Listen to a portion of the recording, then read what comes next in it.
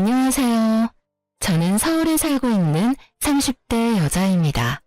사연을 듣다 보니 저의 경악스러웠던 시집살이가 떠올라 사연을 보내봅니다.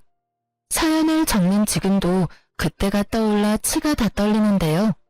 저의 경악스럽고 치 떨리는 시어머님 이야기 한번 들어보실래요? 저와 남편은 소개팅으로 처음 만났어요. 저흰 첫눈에 사랑에 빠졌고 2년을 뜨겁게 연애하다 결혼까지 하게 되었죠. 결혼 과정도 평탄했어요. 양쪽 집안 다 여유가 있는 편이라 집 마련부터 혼수까지 막힘없이 진행되었죠. 한마디로 줄 거 주고 받을 거 잘 받은 양쪽 집안 다 만족할 만한 결혼이었어요. 그렇게 행복한 결혼 생활은 시작되었고 결혼한 지 3개월이 넘어가던 어느 날 직장 생활을 하던 저에게 남편이 말하더군요. 여보, 내 생각엔 당신 일 그만두고 좀 쉬는 게 좋을 것 같아. 응? 갑자기 왜? 갑자기가 아니고 계속 생각했어. 그렇지 않아도 당신 몸도 약한데 이번에 바뀐 팀장도 별로라며 하루가 멀다고 야근하는 것도 맘에 걸리기도 하고 그러다 진짜 당신 큰일이라도 날까봐 늘 걱정이었어. 그러니까 잘 생각해봐. 내 생각엔 집에서 좀 쉬면서 몸도 마음도 좀 추스르는 게 좋을 것 같아. 그래도 두 사람이 벌다가 혼자 벌면 힘들 텐데. 그런 걱정은 하지 말고. 난 당신도 알다시피 튼튼한 것 빼면 시체야. 정 안 되면 내가 투잡 쓰리잡이라도 뛸 테니까 당신은 당신 몸이나 걱정해. 생각해 볼게. 그냥 해본 말이겠지 했는데 아니더군요. 그 뒤로도 남편은 계속해서 저에게 쉬었으면 좋겠다며 권했고 전 결국 남편의 뜻을 따르기로 했어요. 사실 제가 워낙 체력이 약해 최근 들어 기력이 많이 떨어지는 느낌을 강하게 느끼고 있기도 했기에 아쉽거나 그렇진 않았던 것 같아요. 하여튼 전 남편 덕분에 주부의 인생을 맞이하게 되었고 주부란 직업은 생각보다 저의 적성에 잘 맞더라고요. 그렇게 전 제 2의 인생을 나름 잘 즐기며 시간을 보내고 있었어요. 남편과 사이도 좋았고 시댁과도 괜찮았어요. 아니, 아주 좋았어요.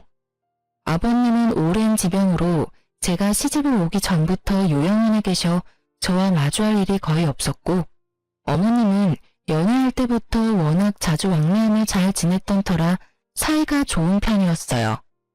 결혼을 하고 난 후에는 시집살이는커녕 매번 설거지를 두고 어머님과 제가 서로 하겠다고 다툼이 날 정도로 사이가 돈독했으니까요. 어머님, 제가 할게요. 저녁도 어머님이 다 준비해 주셨는데 설거지 정도는 제가 하게 해주세요. 아니야. 이왕 손에 물 묻힌 김에 내가 하면 돼. 아가, 넌 가서 좀 쉬어. 아니에요. 전 이때까지 푹 쉬다가 온걸요. 어머님이 좀 쉬세요. 자꾸 이러면 나 화낼 거야. 화내셔도 제가 할 거니까 얼른 나오세요. 이런 식으로요. 상황이 이러하니 매번 시댁에 다녀올 때면 정말 결혼 하나는 잘했다는 생각이 들 정도로 행복했는데 그 행복도 오래가지 않았어요. 시댁은 집 내부에 계단이 있는 2층 주택이었는데 생각해보면 이 2층에서 사건이 시작되고 이 2층에서 사건이 끝이 났네요. 그날의 시작도 2층 계단이었어요. 어머님께서 2층에서 내려오시다 다치셨다는 연락을 받았고 저흰 혼자 계신 어머님이 걱정돼 짐을 간단하게 싸 시댁으로 향했어요. 전화상으론 오른쪽 발과 왼쪽 팔을 다치셨다고 들었던 터라 혼자 계시게 할 순 없는 노릇이었죠. 그리고 워낙 다정하게 대해주셨으니 다 나으실 때까지 함께 지내는 것도 괜찮겠다 싶었어요. 시댁에 도착하니 어머님은 다친 팔과 발에 깁스하고 계셨고 저흰 정말 오기 잘했다며 다 나으실 때까진 시댁에 있기로 했어요. 하지만 전 자진해서 시집으로 기어들어온 것을 하루 만에 후회하게 되었습니다. 그 이유는 바로 어머님의 두 얼굴 때문이었어요. 남편이 출근을 하자 소파에 앉은 어머님은 표정, 말투, 하물며 행동까지 전혀 다른 사람이 되더군요. 야, 가서 물 좀 떠와라. 아니 어머니다. 냉장고 안에 오렌지 있으니까 좀 갈아서 가지고 와. 하나 먼저 먹어보고 달콤한 것으로 갈아와. 맛없다 싶으면 너 다 먹고. 알겠어? 네? 아, 네, 어머님. 처음엔 너무 당황스러워 상황 파악도 제대로 되지 않은 채 어머님의 말씀에 따랐어요. 그저 어머님이 섭섭한 것이 있으시나? 하고 생각했던 것 같기도 해요. 갑자기 행동이 확 바뀌시니 다른 생각은 들지 않았죠. 그런데 말씀이 점점 거칠어지신다 싶더니 이윽고 폭언들이 흘러나올 때쯤 전 그냥 제가 미움받고 있음을 알게 되었어요. 너 아까 청소기 들고 설치더니 제대로 한 거 맞니? 여기저기 다 머리카락이잖아. 어휴, 넌 어떻게 제대로 할 줄 아는 게 없니?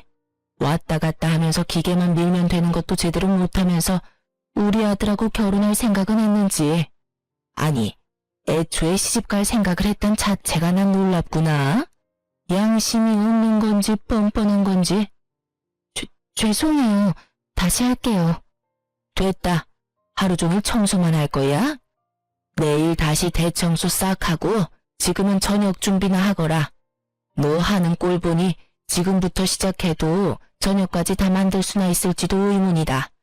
아, 하기 전에 냉장고에 묵은 반찬은 싹 버리고 정리하고 새로운 반찬 한 5가지 정도만 해. 재료는 다 있으니까 보고 알아서 하면 된다. 지금 생각하면 정말 답답한데 그땐 너무 당황스러워 뭐라 대꾸할 말도 생각이 나지 않았어요. 그저 어머님의 눈밖에 나고 싶지 않아 어떻게 해서든 더 잘하려고 애쓸 뿐이었죠. 하지만 제가 잘하든 못하든 어머님의 폭언과 핍박은 멈추지 않았고 퇴근하고 돌아온 남편을 보는 순간 서름이 폭발하고야 말았어요. 여보, 나 너무 힘들었어. 다짜고짜 남편의 뒤통수에 대고 울기 시작하자 옷을 갈아입고 있던 남편은 깜짝 놀라 저를 바라보더군요. 여보, 왜 울어? 무슨 일 있어? 그게 어머님이 이상하셔. 오늘 하루 종일 일 시키시고 막말하시고 못하면 못한다고 화내시고 잘하면 잘한다고 화내시더라니까. 나 진짜 당황스럽고 너무 무서웠어. 뭐? 당신 꿈 꿨어? 우리 엄마가 그럴 리가 없잖아. 악몽이랑 현실이랑 구분 못하고 있는 거 아니야? 내가 바본 줄 알아? 차라리 나도 꿈이었으면 좋겠어. 내가 오늘 하루 동안 내 뺨을 몇 대나 때렸는 줄 알아? 아팠어. 아팠다고. 악몽 같은 현실이었단 말이야. 눈물이 멈추질 않더군요. 저요. 회사 다닐 땐 연봉도 남편이랑 비슷했고 시집 올 때 갖출 건 다 갖춰서 시집 왔어요. 하물며 친정도 시댁보단 좀 더 부유한 편이었고요. 그런 제가 왜 어머님께 그런 취급을 받아야 하는지, 왜 그렇게까지 제가 싫으신 건지, 온통 알 수 없는 것 투성이에 눈물이 멈추지 않더라고요. 울부짖는 저를 보자 장난이 아니란 것을 깨달은 남편은 저에게 자세히 말해보라고 했고, 전 남편이 나가고 난 뒤부터 일어난 일들을 남편에게 말해주었죠. 제 이야기를 다 들은 남편은 저에게 어머님께 가보자며 1층 어머님 방으로 저를 데리고 가더군요. 어머님의 방문을 여는 순간 전 경악을 금치 못했습니다. 이게 다 뭐야? 엄마, 방이 왜 이래? 어머, 어머님, 방 꼴이 왜 이래요? 어머님의 방은 그야말로 개판이더군요. 엉망진창으로 어질러진 것은 물론이고 유리컵까지 깨져 파편이 여기저기 뒹굴고 있었어요. 분명 어머님 방 청소를 싹 다 했었던 전 정말 미치고 팔짝 뛸 노릇이었죠. 그거보다 더 미칠 노릇인 건 어머님의 말씀과 행동이었어요. 어머님은 아까의 표독스러운 표정은 온데간데 없고 저의 눈치를 보며 입을 열었어요. 그게 말이다. 다 내 잘못이다. 내가 플라스틱 컵을 썼어야 했는데 습관처럼 유리컵을 써서는 치우려고 했는데 보다시피 내가 몸이 불편해서 새아가한테 부탁했더니 글쎄 나한테 짜증을 막 내면서 폭언을 막 뱉어내더라고. 그래서 엄마가 치운다고 치웠는데 더 엉망이 되는 것 같아서 그냥 뒀어. 미안해, 아들. 미안하구나. 아가, 내가 빨리 나아야 우리 아가 귀찮게 안 할 텐데. 얼굴색 하나 변하지 않고 천연덕스럽게 피해자 코스프레를 하는 어머님을 보고 있는데 온몸에 소름이 쫙 올라오며 어떤 말도 생각이 나지 않더군요. 남편도 머릿속이 혼란스러운지 아무 말도 없더라고요. 남편 입장에선 저도 어머님도 둘 다 거짓말할 사람들이 아닌데 서로의 말이 달라도 너무 다르니 혼란스러울 수밖에요. 이쯤 하면 남편이 자신의 편을 들며 저를 혼낼 줄 알았던 어머님은 생각보다 더 신중한 아들의 모습에 이대로는 안 되겠다 싶으셨는지 곡소리를 내며 대성통곡을 하기 시작하더군요. 손으로 바닥까지 내리치시면서요. 아이고, 아이고, 늙으면 죽어야지. 이대로 살아서 뭐해.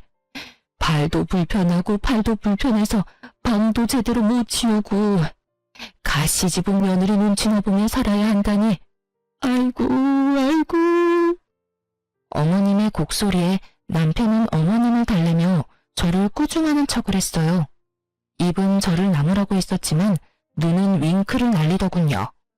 그러면서 나가보라며 손짓을 하길래 전 주저하지 않고 어머님의 방에서 나와 2층 저희 방으로 올라왔어요. 방으로 돌아와 침대에 앉아 생각하고 또 생각했어요. 아무리 생각해도 전 어머님이 저렇게 하실 만큼 잘못한 것이 없더라고요. 생각하고 또 생각하던 그때 남편이 방으로 돌아오더군요. 어머님은 뭘 하셔? 그냥 당신이 한 말이랑 별반 다르지 않아. 가해자 피해자가 바뀌긴 했지만. 당신 설마 내가 진짜 그랬을 거라 생각하는 건 아니지? 나 진짜 아니야. 내가 왜 어머님께 그러겠어. 정말 진짜 어머님이 나한테 그렇게 행동하셨다니까? 그게 어머님은 또 당신이 그랬다고 하니까. 당신을 못 믿는 것도 아닌데 사실 내 입장에선 지금 누구 말을 믿어야 할지 모르겠어. 당신도 그럴 사람이 아니라는 걸 누구보다 내가 잘 알고 엄마 역시 내가 잘 아니까. 전 미쳐버리게 억울했지만 남편의 입장이 이해되지 않는 것도 아니었기에 더는 긴 말하지 않고 짧고 굵게 사실만 말했어요. 그래, 당신 마음 이해해. 그래도 난 절대 그렇게 행동하지 않았어. 저의 단호한 말투에 남편 역시 제 어깨를 토닥여 주더라고요. 하지만 저를 온전히 믿는다는 느낌은 들지 않았어요. 이해해줘서 고마워, 여보. 하여튼 내가 엄마한텐 혹시나 당신한테 섭섭한 것이 있더라도 말은 너무 심하게 하지 말라고 부탁드렸어. 그러니까 당신도 마음 좀 풀어. 남편은 남편 입장에서 최선을 다했다는 것이 느껴졌어요. 그러면서 내심 기대도 했어요. 다른 사람도 아니고 본인 아들이 부탁까지 드렸는데 조금은 나아지시겠지 하고요. 하지만 남편의 부탁에도 어머님은 예전 온화하고 상냥하던 어머님으로 돌아오지 않았고 오히려 더 심한 언행으로 절 대하더군요. 네가 내 아들한테 다 이르면 내 아들이 네 말을 믿어줄 거라 생각했니? 꿈도 야무지구나. 장학금까지 받으면서 대학교 다녔다고 하던데 다 거짓말 아닌지 몰라. 저렇게 생각이 모자라서야 장학금은 어떻게 받은 건지. 애초에 힘들게 일하고 남편한테 집안일 일러 바치는 게 제대로 가정교육 받은 사람의 행동인지도 잘 모르겠구나. 넌 친정에서 도대체 뭘 배워서 시집 온 게야? 친정에 돈도 좀 있다고 들었는데 신부 수업 같은 건 받지도 못했니? 도대체 이 상황에서 친정을 왜 나오며 신부 수업을 어떻게 받으면 이런 상황을 헤쳐나갈 수 있는지 정말 궁금해지더군요. 제가 너무 어이가 없어 헛웃음을 뱉으며 가만히 서 있자 어머님은 그 모습조차 보기 싫으셨는지 호통을 치셨어요. 너 지금 웃니? 내 말이 우스워? 아휴, 됐어. 내가 너랑 무슨 말을 하겠어? 꼴도 보기 싫으니 가서 빨래나 하거라. 쓸데없이 세탁기 돌리지 말고 손빨래 해. 알겠어? 이렇게 말씀하시며 가라는 손짓을 하는데 이대로는 도저히 안 되겠다는 생각이 들더군요. 그래서 전 어머님과 이야기를 나눠보기로 했어요. 어머님, 저랑 이야기 좀 해요. 뭐? 할 말이 있니? 그게 제가 어머님께 혹시 뭘 잘못한 걸까요? 제가 저도 모르는 사이 섭섭하게 해드린 것이 있다면 말씀해 주세요. 아니면 뭐가 마음에 안 드시는 걸까요? 그게 뭐든 말씀해 주세요. 제가 다 고치도록 노력해 볼게요. 그렇게 노력할 필요 없다. 네가 노력한다고 해도 어차피 되지 않을 테니까. 아니에요, 어머님. 저 진짜 다 바꿀 수 있어요. 그러니 제발 말씀해 주세요. 저 진짜 어머님이랑 이렇게 지내는 거 너무 힘들어요. 난 네가 그냥 싫단다. 처음부터 그냥 보고 있는 것 자체가 너무너무 싫었다. 내 마음이 이런데 네가 어떻게 뭘 고치겠다고 그러는지. 네가 백날 노력해봐라. 내가 널 좋아할 일이 생기는가. 아, 임신이라도 하면 내가 바뀌겠지. 이런 생각은 하지도 마라. 난 그까짓 이유로 널 봐줄 생각 전혀 없으니까. 아휴, 경문이가 좋다고 해서 결혼시키긴 했는데 가까이 두고 보니 어찌 더 싫어지는 것인지. 에휴, 하여튼 노력 같은 거 하지 말고 시키는 일이나 잘하거라. 그리고 또 한 번 경문이한테 미주알 고주알 일러 바치는 날엔 이혼시켜버릴 테니까 알겠니? 이혼이라니 말씀이 너무 심하시잖아요. 제가 그렇게 싫으시면 애초에 결혼을 안 시키셨으면 되셨잖아요. 내가 결혼 반대했으면 우리 아들이 날 얼마나 미워했겠어? 난 우리 아들한테 미움받기 싫다. 그러게 애초에 네가 우리 아들이랑 결혼 안 했으면 서로서로 얼마나 좋았어? 이렇게 말씀하시며 깁스하신 왼손으로 컵을 들고 차를 드시는 모습을 보는데 정말 눈이 튀어나올 뻔했어요. 다친 손을 저보다도 더 잘 쓰시는데 어찌나 놀랐는지. 하물며 다친 다리도 멀쩡하신 것 같더라고요. 제가 너무 놀라 억소리를 내며 어머님을 보고 있자 어머님은 그제야 다친 손을 썼다는 사실을 자각하신 듯 어떻게 된 일인지 친절히 설명해 주시더군요. 아, 이거? 깁스할 정도는 아니고 가벼운 타박상이었는데 내가 해달라고 했다. 깁스 정도는 해야 너희가 여기 와서 날 돌봐줄 것이 아니냐? 설마 혼자인 날 두고 분가한다 할까 싶어서 두고 봤더니 기어코 네가 분가를 해? 어림도 없지. 난 네가 우리 아들이랑 둘이서 알콩달콩 사는 꼴은 절대 못 보니 다시 분가할 생각은 꿈도 꾸지 말려무나. 네, 그래요. 어머님은 깁스까지 할 필요도 없는 가벼운 타박상이었고 저를 시댁으로 끌어들이기 위해 이런 쇼까지 벌인 것이었습니다. 전 도저히 이해가 되지 않았어요. 아무리 아들이 좋아한다고 한들 그렇게 제가 마음에 들지 않으면 결혼을 반대하셨으면 됐을 텐데 왜 굳이 가족으로 받아들여서 이렇게 절 괴롭히시는 건지. 그렇게 제가 싫다 하시면서 왜 가까이 절 두고 보시려고 하시는 건지.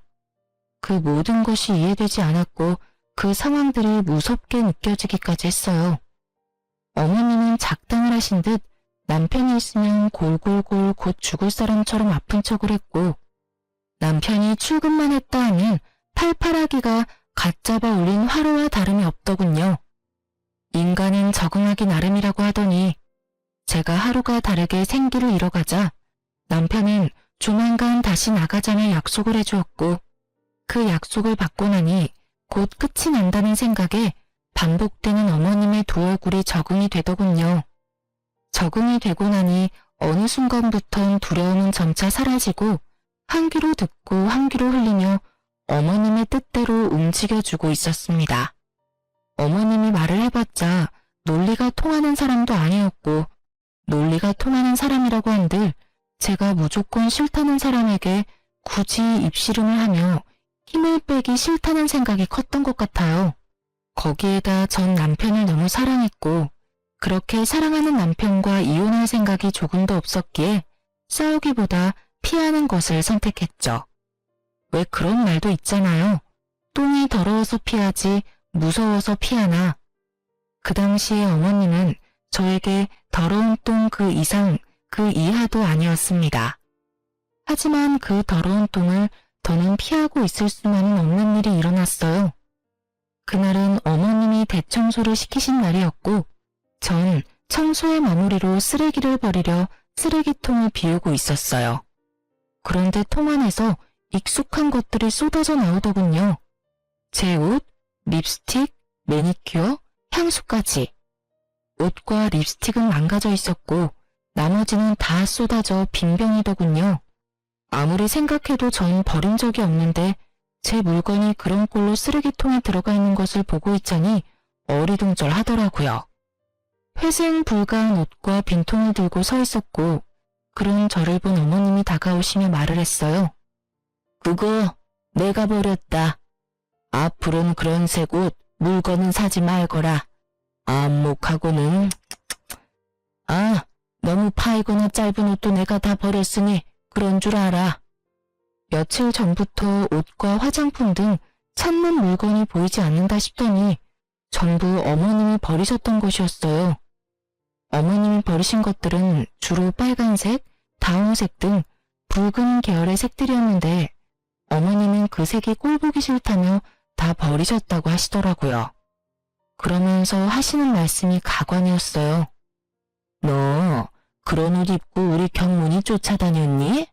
으유, 수준하고는. 내가 혹시나 해서 하는 말인데 너 임신할 생각은 하지도 말거라.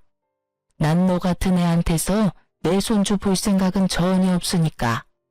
해녀나 임신이라도 하는 날은 끌고서라도 병원에 데리고 갈 테니 그런 줄 알고 알아서 조심하려무나. 아무 말도 나오지 않았어요. 그저 그 순간 제 머릿속에 스치는 것은 어머님과 사이가 좋을 때 어머님이 직접 지어오신 한약이었어요. 여자에게 좋은 약이라고 했는데 제 물건을 버리며 병원에 끌고 간다는 어머님의 언행을 보고 있자니 좋은 약은 아니라는 생각이 들었어요. 전 한의원으로 전화를 걸어 약을 먹는 본인이라고 설명하고 받았던 약이 어떤 약인지 물어봤고 그 약은 몸에 열이 많은 사람이 먹는 약으로 임신을 준비할 때는 피해야 하는 약이라고 하더군요. 그 외에 설명을 잘 해주셨는데 더는 들리지 않았어요. 결국 그 약은 임신이 잘 되지 않는 약이었고 그 순간 저의 인내심의 끈이 뚝 끊기는 소리가 들리더군요. 어떻게 그런 약을 저에게 먹일 수가 있는지. 어쩐지 결혼 이후부터 손발이 계속 차고 없던 생리통까지 생겨 이상하다 싶었는데 그 이유가 어머님이 지어주신 약 때문이라니 정말 헛웃음이 나오더라고요. 이때껏 시키는 대로 한 제가 얼마나 우스워 보였을지 굳이 길게 생각하지 않아도 알 것 같더군요. 전 정말 미친 사람처럼 눈물을 흘리며 마구 웃었습니다. 그렇게 한바탕 미친 사람이 되고 나니 눈이 번쩍 뜨이더군요. 그날 이후 전 어머님과의 관계를 개선하려는 것을 포기해버렸습니다. 똥을 더는 피하지 않고 제가 좀 더러워지더라도 맞서기로 결심한 것이었죠. 포기하고 결심하고 나니 제 세상이 달라지더군요. 어머님이 뭐라고 하든 다 무시했고 식사 때가 되어 밥 타령을 하면 솥에 밥상을 차려드렸어요. 소금 5kg짜리를 구매해 아주 아낌없이 매 끼니마다 뿌려드렸죠. 이게 뭐니?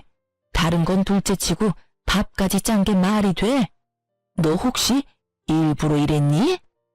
계속 맛이 없다고 하시길래 미각이 이상하신가 싶어서 소금 좀 왕창 써봤는데 미각은 괜찮으신가 보네요? 뭐? 지금 그걸 말이라고 해? 너 정신이 나갔어? 먹는 음식에다 이게 무슨 짓이야? 얼른 다 버리고 다시 해오지 못해? 그냥 드세요. 어머님 말씀대로 먹는 음식인데 아깝게 어떻게 다 버려요? 그렇게 아까우면 네가 다 먹으면 되지 않니? 얼른이 먹지도 못하는 쓰레기 다 치우고 새로 밥상 차려오지 못해? 어머님, 전 평소에 싱겁게 먹어요. 그러니까 어머님이 그냥 다 드세요. 전 못 드시겠으면 그냥 굶으시던가요. 제가 어머님 때문에 스트레스 받아 많이 굶어봐서 아는데 한 끼 좀 굶는다고 어떻게 되진 않더라고요. 아, 이참에 다이어트 하신다 생각하시고 좀 굶으세요, 어머님. 뭐라고? 네 년이 드디어 미친 것이야? 어디 시어머니 밥상을 이따위로 차려놓고 미안한 기색은커녕 그 뚫린 입으로 뭐? 굶으세요? 네 년이 아직 정신을 못 차렸구나. 정신을 겨우 차려서 이러는 거예요. 계속 당하다 보니까 정신이 번쩍 들더라고요. 감사해요, 어머님. 아, 그리고 지어주신 한약은 어머님 방에 가져다 놨으니 어머님 드세요. 알아보니 그 약 몸의 열기를 내려주는 약이라고 하던데 어머님께 꼭 필요하신 것 같아서요. 식후 하루에 한 포씩 꼭 챙겨 드세요. 아시겠죠? 이 년이 진짜? 저의 비아냥에 화가 잔뜩 난 어머님은 그릇을 다 엎어버리셨고 음식들과 함께 그릇들이 식탁 밑으로 떨어져 다 깨져버렸죠. 그릇을 다 박살내고도 분이 풀리지 않은 어머님은 여전히 씩씩거리고 계셨고 전 깨진 그릇을 피해 방으로 들어가 버렸습니다. 달라져도 너무 달라진 제 행동에 어머님도 크게 당황했는지 방까지 쫓아오진 않더군요. 그렇게 전 방에서 푹 쉬다가 남편이 오는 시간에 맞춰 주방으로 향했고 저의 예상대로 주방은 여전히 엉망이었어요. 전 적당한 곳에 자리를 잡고 쭈그리고 앉아 남편이 들어온 타이밍에 맞춰 눈물을 쏟아내며 깨진 그릇들을 치우기 시작했어요. 집으로 돌아온 남편은 당황스러운 상황에 저에게 다급히 다가와 무슨 상황인지 묻기 시작했고 전 어머님께 당한 그대로 갚아주었습니다. 이게 다 뭐야? 당신이 이런 거야? 그게... 내가 음식간을 잘못해서 좀 짜게 됐었나 봐. 어머님이 드시더니 이것도 음식이라고 했냐면서 내가 다 부족해서 그래. 어머님이 화내실만 하지. 엄마가 이랬다고? 아, 당신 많이 놀랐겠다. 엄마가 이럴 사람이 아닌데 요즘 좀 예민하신가 봐. 일단 당신 이리 나와. 내가 치울게. 아니야. 손댄 김에 내가 할게. 괜히 당신이 치우다가 다치면 어떡해. 안 다치고 조심히 치울 수 있으니까 이리로 나와. 얼른. 그러다 당신 다치기라도 하면 나 너무 속상할 것 같아서 그래. 얼른. 결국 어머님이 저지른 행패는 남편이 치우게 되었고 그 모습을 다 지켜본 어머님은 약이 오를 대로 올라 더 심하게 저를 괴롭히더군요. 그러든가 말든가 더는 어머님의 괴롭힘이 괴롭지 않았어요. 똑같이 되돌려주면 되는 일이었으니까요. 어머님은 제 물건을 건드리는 일에 재미라도 붙이신 건지 제 물건을 또 버리기 시작하셨고 이번엔 버리시는 모습을 제 두 눈으로 직접 보고야 말았죠.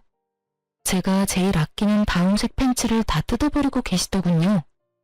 전 아무 말도 하지 않고 어머님 방으로 가 어머님이 평소 즐겨 입으시던 명품 재킷을 들고 나와 그 재킷에 어머님의 빨간 립스틱으로 그림을 그려버렸어요. 어찌나 부드럽게 그려지는지 기분이 다 좋아지더라고요. 자신이 아끼는 비싼 재킷이 망가지는 모습을 본 어머님은 개거품 물며 악소리를 지르기 시작했어요. 너 지금 뭐 하는 짓이야? 뭐 하는 짓은요? 어머님 따라하는 거죠. 앞으로 제 물건을 망가뜨리면 저도 똑같이 망가뜨려 버릴 거고 밥상을 엎으시면 저도 밥상 다 엎어버릴 거예요. 그럼 어떻게 되는지 잘 아시죠? 어머님 아들이 또 깨진 그릇 조각이나 치우는 꼴 보기 싫으시면 서로 알아서 잘하자고요. 너 나한테 이따위 행동하는 거 내 아들이 알면 널 가만히 둘 줄 알아? 그럼 어머님은요? 잊으셨나 본데 전 어머님이 하신 그대로 다 똑같이 되돌려드리는 것뿐이에요. 이년이 너 진짜 내가 가만히 둘 줄 알아?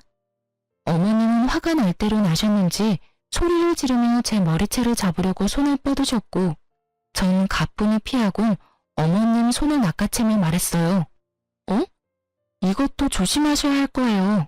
제가 조금 전에도 말씀드렸죠? 다 똑같이 할 거라고. 제 몸에 손대시면 저도 똑같이 어머님 몸에 손대지 않겠어요? 뭐라고? 네가 내 머리채라도 잡겠다는 말이야? 네. 어머님이 정확히 이해를 못하시는 것 같아서 드리는 말씀인데 어머님께서 혹여라도 제 머리채 잡으시면 저도 똑같이 머리채 잡을 거란 말을 하고 있는 거예요. 그러니 잘 생각하시고 행동하세요. 아들보다 어린 며느리한테 머리채 잡히고 싶지 않으시면요. 사람이 극한 상황에 처하니 정말 못할 일이 없더군요. 저도 제가 저런 말을 할 수 있는 사람이란 걸 상상도 못했는데 사람이 끝까지 몰린 채로 폭발하니 언행에 서슴이 없어지더라고요. 저의 거침없는 언행에 시모는 치를 떨며 한 발 물러섰고 그 후 어머님이 제 옷이나 물건을 망가뜨리는 일은 없었어요. 이제 좀 어머님이 정신을 차리셨나 싶어 밥상은 제대로 차려드렸더니 반찬 투정을 시작하더군요. 그때 든 생각이 사람은 쉽게 변하지 않고 사람은 절대 고쳐 쓰는 것이 아니라는 것이었어요. 야, 정말 이따위로밖에 못해? 일전엔 음식을 소태로 만들어 먹지도 못하게 만들더니 이번엔 왜 다 싱거워? 집에서 내 아들이 벌어다 주는 돈이나 펑펑 쓰고 놀면 음식이라도 제대로 해야지. 넌 어떻게 제대로 하는 일이 없니? 다 싱거우세요? 단 하나도 입맛에 맞는 게 없으신 거죠? 그래, 단 하나도 먹을 만한 것이 없다. 요리하면서 간도 안 봤니? 나물이고 국이고 다 싱거워서 먹을 수가 없구나. 그러면 드시지 마세요. 전 대답과 동시에 반찬과 국을 다 버려버렸고 그런 저를 보던 어머님은 또 노발대발하며 고함을 치시더군요. 너 진짜 뭐 하는 짓이야? 날 굶겨 죽일 셈이냐? 단 하나도 먹을 만한 것이 없으시다면서요. 그러면 다 버려야죠. 그렇지 않아요, 어머님? 그래도 그렇게 다 버려버리면 난 어떻게 밥을 먹으란 말이야? 간장이랑 드세요. 간장 드릴게요. 간장은 또 너무 짜니까 조금만 찍어 드세요.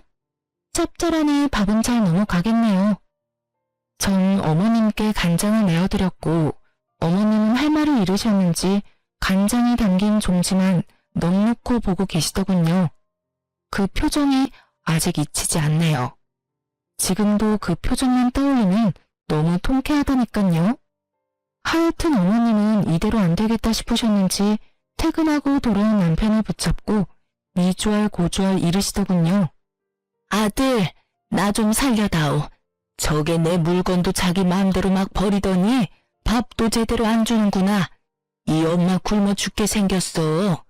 글쎄 오늘은 반찬이 좀 싱거운 거 아니냐고 물었더니 소리를 꽥 지르면서 다 버리곤 간장 한 그릇 주면서 그거랑 밥을 먹으라고 하지 뭐니? 어머님의 하소연을 들은 남편이 저에게 이게 전부 사실이냐는 눈빛을 보내더군요. 그 눈빛을 읽은 저는 그야말로 연기대상급 연기를 펼치기 시작했어요. 어머님, 정말 저한테 왜 이러세요? 저번에 기껏 식사 차려드렸더니 너무 짜다고 밥상을 엎으시길래 이번엔 좀 싱겁게 했더니 이것도 먹으라고 해온 거냐면서 다 버리셨잖아요. 그리고 간장이나 내오라고 하셔서 제가 간장을 드린 거고요. 제가 그렇게 미우시면 차라리 밉다고 말씀을 해주세요. 매번 이렇게 앞뒤 다르게 행동하시지 마시고요. 저도 너무 힘들어요, 어머님. 저의 눈물 연기에 어머님은 더 큰 눈물을 흘리며 맞대응하셨고 남편은 눈물바다가 된 현장에서 곤란한 듯 미간을 부여잡고 한숨을 쉬더군요. 저와 어머님 사이에서 등 터지는 남편이 불쌍하긴 했지만 어쩔 수 없었어요. 남편은 어머님과 저 사이에서 누구의 말도 온전히 믿지 못하고 있었고 그 입장을 이해하기에 남편을 설득하는 방법 말곤 제 살 길은 이것뿐이었으니까요. 그렇게 저와 어머님의 살떨리는 전쟁이 계속되던 어느 주말이었어요. 남편과 방에서 시간을 보내던 저는 남편에게 간식이라도 챙겨줄 요령으로 방에서 나왔고 2층의 계단 끝에 계신 어머님과 눈이 마주쳤어요. 어머님은 방에서 나오는 저를 보며 씩 웃으셨고 전 2층엔 무슨 일이지? 하는 생각도 잠시 들었지만 그 일이 무엇이든 간에 저와는 상관이 없는 일이니 어머님을 지나치려 할 때 일이 일어났어요. 갑자기 어머님은 소리를 지르더니 계단에서 미끄러져 구르는 것이 아니겠어요? 아가야, 밀지 마. 살려줘. 전 정말 너무 당황스러웠습니다. 손 하나 까딱하지 않았는데 저리 말하고 계단을 구르시니 저조차도 혹시 나도 모르는 사이 밀쳤나 하는 생각이 들었으니깐요. 남편은 어머님의 소리에 뛰쳐나와 계단 아래 쓰러진 어머님을 모시고 바로 병원으로 향했고 저는 함께 병원으로 향하며 불안해지기 시작했어요. 오해하기 딱 좋은 상황이었으니까요. 제 머릿속엔 어머님의 걱정 따윈 없었고 진작 카메라 설치를 해야 했다는 깊은 후회를 하며 몰려오는 불안감에 발만 동동 구르던 그때였어요. 의식을 잃었던 어머님이 눈을 뜨시자마자 저를 보곤 역정을 내시기 시작하더군요. 이 빌어먹을 년, 네가 여기가 어디라고 쫓아왔어? 나 죽이려고 이까지 쫓아온 게야? 엄마, 괜찮아? 정말 이 사람이 엄마를 밀었어? 아이고, 아들, 이 빌어먹을 년이 날 보더니 그냥 밀어버렸어. 이 년이 엄마를 죽이려고 그랬다고. 그야말로 미치고 팔짝 뛸 노릇이었어요. 저의 결백을 증명할 방법이 없었으니까요. 전 절대 아니라며 주먹으로 가슴을 쳐댔고 남편은 혼란의 소용돌이 한가운데 서 있는 표정이었어요. 그때 어떤 부부가 응급실 안으로 급히 뛰어들어오더니 남편과 누워있는 어머님께 빠르게 다가오더군요. 전 누구인가 싶어 그 부부를 살폈고 남편의 입에선 놀라운 말이 흘러나오더군요. 형수님 오셨어요? 이때껏 연락도 없으셔서 안 오시는 줄 알았더니 와주셔서 감사해요. 고마워 형. 부부의 정체는 놀랍게도 남편의 형과 형수였습니다. 전 사실 남편에게 형이 있다는 사실도 모르고 있었어요. 저희 결혼식에도 오지 않으셨고 남편과 어머님에게서 형에 관한 이야기는 들은 적이 없었으니까요. 이야기를 들어보니 아주버님은 어머님과 인연을 끊고 살았는데 어머님이 계단에서 구르자 너무 놀란 남편은 아주버님에게 연락을 했던 것이었어요. 형이라는 남편의 말에 토끼눈을 한 어머님은 갑자기 나타난 아주버님의 눈치를 살피기 시작했고 그런 어머님을 보던 아주버님은 소리를 지르며 어머님에게 질책을 쏟아붓더군요. 제 눈치를 이렇게 살피시는 거 보니 안 봐도 뻔하네요. 이제 자해까지 하세요? 아직도 정신 못 차리셨어요? 아직 정신 못 차리시고 기어코 경문이 척까지 괴롭히시는 거예요? 내가 뭘 어쨌다고 그러니? 그리고 자해 아니다 얘. 분명 경문이 처가 날 계단에서 밀었다고. 아, 이제 방법을 좀 바꾸셨나 보네요. 경문아, 잘 들어. 어머니 네가 생각하는 거랑 완전히 다른 분이야. 나도 결혼하기 전엔 우리 어머니가 세상에 둘도 없는 천사라고 생각했었지. 그런데 천사는커녕 악마더라고. 너도 잘 알 거야. 우리가 결혼하고 어머니 모시고 산 거. 알고 있어.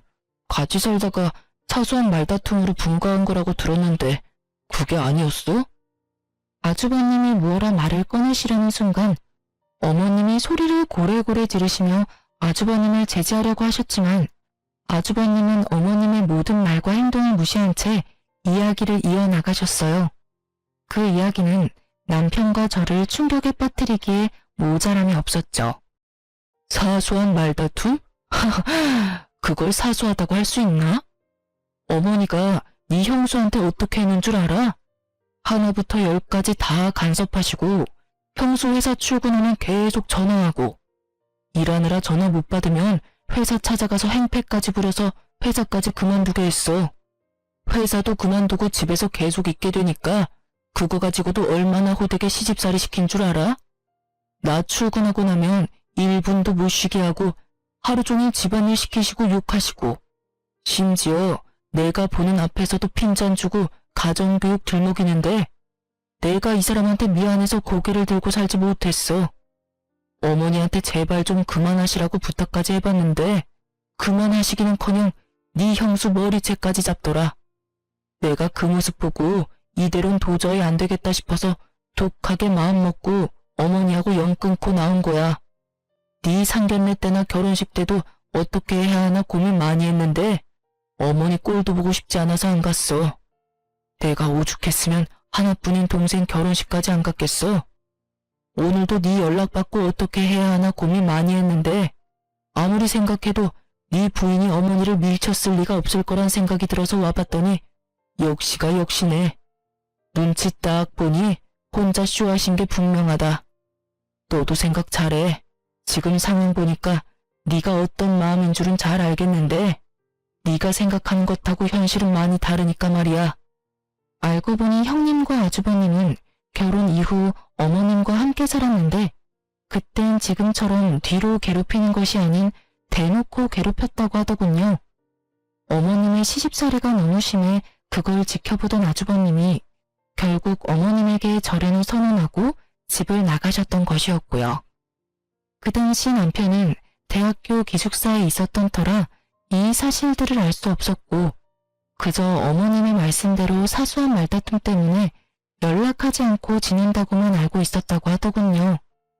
그런데 저희의 결혼식까지 오지 않으시니 남편 입장에선 너무 섭섭해 그간 연락을 하지 않았던 것이고요. 그렇게 말도 꺼내지 않았으니 저도 알 수가 없었죠. 한번 자신의 시집살이로 아들을 잃은 경험을 했던 어머님은 방법을 바꿔 저를 괴롭혀왔던 것이었습니다. 남편은 믿을 수 없는지 형님께 물었어요. 형수님, 형 말이 전부 사실이에요? 네, 서방님. 믿기지 않겠지만 전부 사실이에요. 저 3개월 어머님이랑 같이 살았는데 그 3개월 때문에 지금까지 정신과 약 먹고 있어요. 수면제 없이는 잠도 못 자고요. 얼마나 시집살이가 심했는지 아시겠죠? 오죽했으면 그 효자였던 형이 어머님과 절연까지 했겠어요. 모르긴 몰라도 어머님이 동서한테도 심하게 대하셨을 거예요. 한 번 아들을 잃어봤으니 대놓고 괴롭히진 않고 뒤에서 사람 피말리게 괴롭혔을 거라고요. 오늘도 동서가 계단에서 밀어서 다치셨다고요? 제가 장담하는데 혼자 고르셨을 거예요. 그러고도 남을 분이 어머님이시니까요. 정말 그랬단 말이죠. 믿기 힘드시다는 거 잘 알아요. 왜 그렇지 않겠어요? 그런데요, 서방님.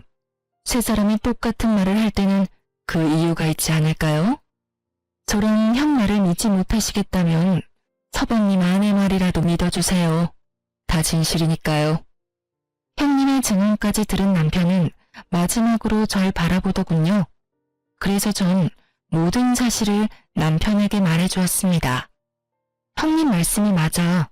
난 진짜 어머님께 손도 대지 않았어. 어머님이 나랑 눈 마주치니까 웃으시더니 그대로 굴러 떨어지셨어. 그러게 내가 다 말했잖아. 당신 없으면 나한테 모질게 대하신다고. 나한테 임신할 생각은 하지도 말라면서 혹시나 임신이라도 하는 날은 병원에 끌고 가신다고 하시더라. 그뿐인 줄 알아?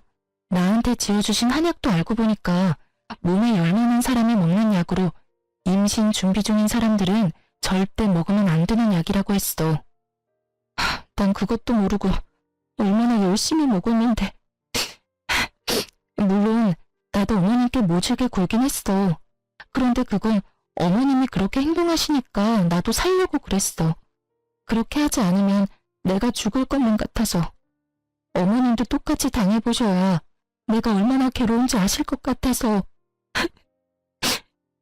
모든 사실이 드러나는 순간 왜 그렇게 눈물이 나는지 제가 어린아이처럼 엉엉 울자 형님이 절 안아주시더군요. 동서, 많이 힘들었지? 우리가 진작 서방님한테 다 말했어야 했는데 미안해. 다 우리 잘못이야. 저 진짜 너무 힘들었어요. 저는 형님의 위로에 더 크게 울어버렸고 이런 저를 보던 남편은 화를 꾸역꾸역 누르며 어머님께 묻기 시작하더군요. 어머님은 끝까지 사실이 아니라며 변명을 했지만 이미 너무 많은 사실을 듣게 된 남편에겐 통하지 않았죠. 이 말이 전부 사실이야, 엄마? 아니야, 아니라고. 경문이 네가 더 잘 알지 않니? 엄마가 희경이한테 얼마나 잘해줬니?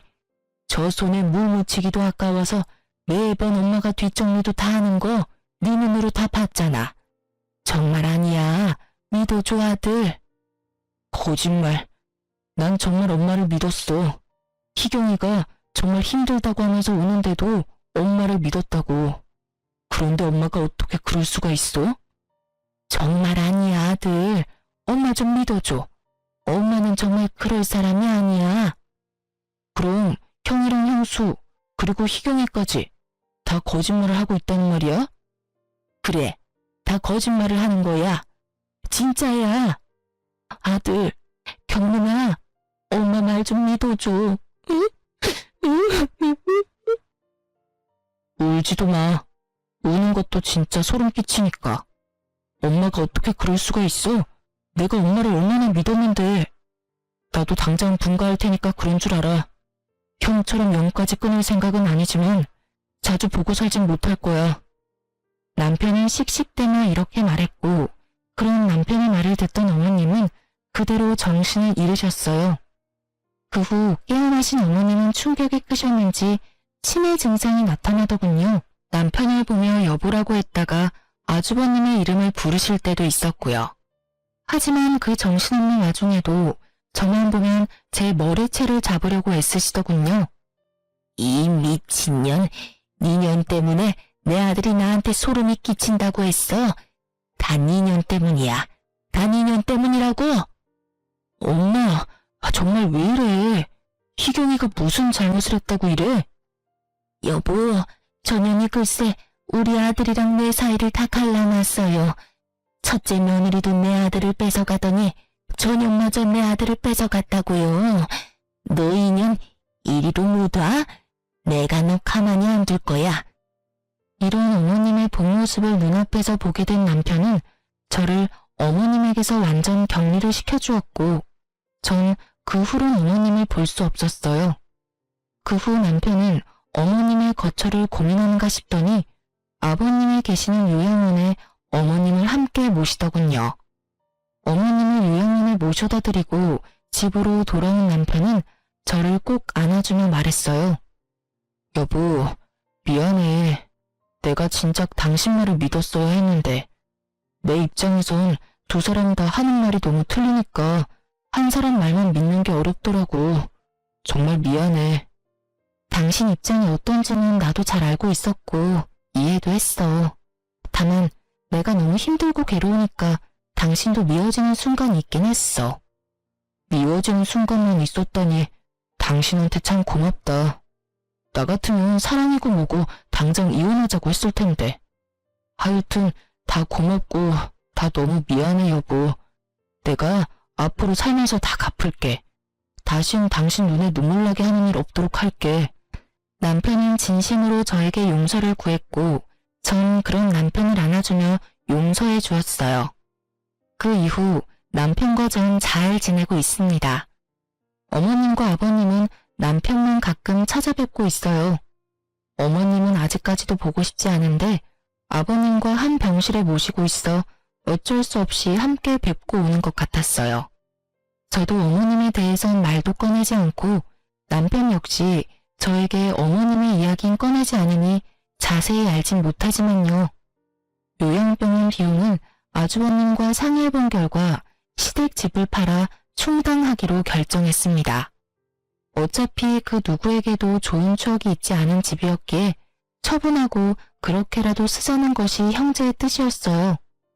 그렇게 전 어머님과의 악연을 끊어버리고 잊고 살려고 노력하고 있습니다. 요즘은 아주버님, 형님과 자주 왕래하며 지내는데 형님이 그렇게 저를 아껴주실 수가 없어요. 드라이브도 시켜주시고 선물도 사주시고 가끔 반찬도 만들어다 가져다 주시는데 아마 같은 일을 겪었던 터라 저에게 더 큰 마음을 쏟아주시는 것 같아요. 그리고 또 좋은 소식이 있어요. 저희에게 멋진 천사가 찾아왔어요. 현재 7개월 가까이 제 뱃속에서 자라고 있는데 어떤 녀석이 태어나려고 하는지 발차기로 제 갈비뼈를 부숴버릴 태세라 잠도 잘 못 자고 있네요. 모르긴 몰라도 축구 선수를 시켜야 할까 봐요. 이로써 저의 긴 사연은 끝이 났어요. 끝까지 함께 해주셔서 감사합니다.